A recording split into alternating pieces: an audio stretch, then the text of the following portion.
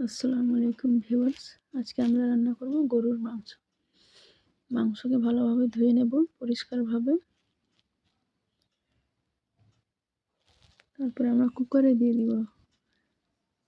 মাংস দিলাম, তারপরে পেঁয়াজ কুচি, হলুদ, লবণ সেদ্ধ করে নেব। ধনিয়া, জিরে, কালো মরিচ, রসুন, গরম মশলা দিয়ে পেস্ট বানিয়ে নিলাম।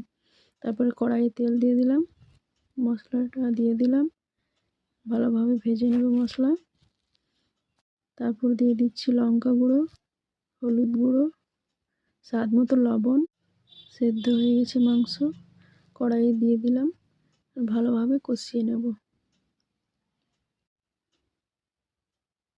ভালোভাবে কষানো হয়ে গেছে।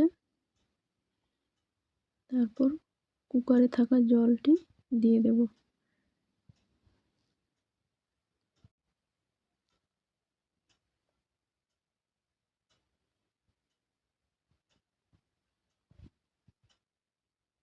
ধনেপাতা কুচি দিয়ে দিলাম, ভালোভাবে মিক্স করে রেডি করে নেব। একটা প্লেটে সার্ভ করে নিলাম। কত টেস্টি হয়েছে, কালারটা কত সুন্দর হয়েছে।